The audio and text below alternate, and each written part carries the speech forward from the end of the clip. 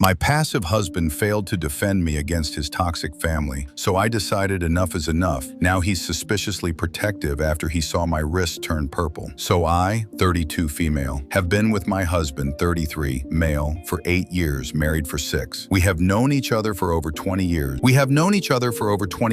My marriage has been struggling for the last year. My husband is highly accommodating. However, he doesn't help me with any household chores, even when we both have the same workday. He stalls until I lose patience and do it myself. This has taken a toll on our relationship, as taking care of the house and my daughter alone is stressful. It is also frustrating to collect socks and shirts that he scatters everywhere. The last straw was that we didn't have a car and we needed to buy some things. I had planned the day so we could do it in the morning. I woke up and did several tasks while he stayed on the couch. I didn't say anything because it was his day off. When we were close to leaving time, my father-in-law called and asked for a favor. He got up and said he would help him. It would be quick. My father-in-law said that he would give us a ride afterwards. It wasn't our plan, but I can wait another 2 hours to go. My father-in-law is a hustler. He lives off freelance work and is supported by his mother. He never works, always takes money and never pays. It's a mess. In addition to always making inappropriate and false comments, he is a narcissist. That's why my mother-in-law divorced him. Well, 3 hours later they arrived and I got in the car. My father-in-law asked why my daughter didn't go to school that day. I said that I let her miss it because it was just a play day and she asked to go shopping with me. He simply said that I didn't want to take her to school out of laziness. He commented that I was so committed to the gym that I should have the same commitment to the school. He was so rude and accusatory. I felt my blood boiling in my veins, firstly because I do 1,000 things a day. Secondly, I barely have time to rest because my father-in-law is the laziest person I've ever met. He's never worked in his life. I took a deep breath and tried to control myself. I wanted to curse at him. I looked at my husband, waiting for him to say something to his father. I wanted him to say anything, but he didn't defend me. He didn't even try to explain anything. What did I expect? For him to fight?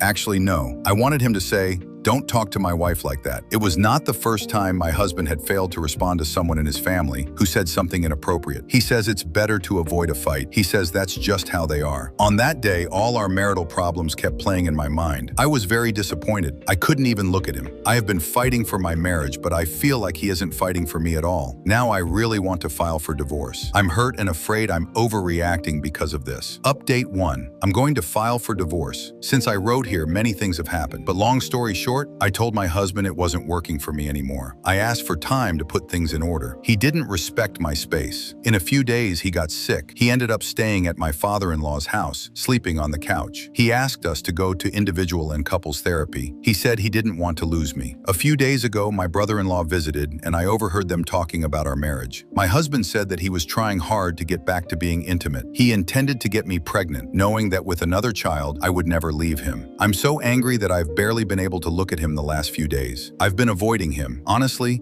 there's no more time to fix our marriage. How could he be capable of something like this? I feel deceived and manipulated in ways I can barely explain. He still doesn't know that I heard, and he doesn't know that I'm going to file for divorce. Update 2. Today, I went to the house of my husband's grandmother. We sat down to talk, and she told me about a big fight between my father-in-law and my husband. She said that my husband had cut him off. My husband arrived, and we stopped gossiping in the kitchen and talked about trivial matters. We heard the gate slam at one point, so my husband got up and went to see who had entered. Moments pass, and we begin to hear loud voices. My husband and my father-in-law were yelling at each other. My husband said, "You never recognize what we do and the opportunities we give you. You've always been a terrible son, a terrible brother, a terrible father, and a terrible husband. I'm tired of trying to help you. I did more than I should have, and you will never get better." Grandma and I were listening behind the door. However, when the argument got more intense, I entered the room and asked them to calm down. I have never seen my husband so angry in the almost 25 years I have known him. He is not confrontational and does not fight, but my husband attacked my father-in-law and pinned him against the wall. He shook him. I ran and tried to push them away. At some point, I put my hand on my father-in-law's arm and he turned it sharply. I felt pain, but I was too nervous to see what had happened. My husband reacted to his action by pressing my father-in-law even tighter against the wall. With great difficulty, I managed to push my husband away, who was beside himself, and expelled my father-in-law from Grandma's house. My wrist turned purple and swelled at the exact moment my husband turned pale when he saw saw it. We went to the hospital. I spent the rest of the day between doctors and x-rays. Thankfully, no bone was broken, but the orthopedist had to put it back in place. It hurt a lot. I will use a compressor for 5 days. My husband is torn between worrying about me and fighting with his father. He went to get my medicine and stopped by work to take some time off. When he returned, I demanded an explanation. I want to know why my husband became so extreme. What led to all this? I still have yet to tell him about the conversation I overheard between him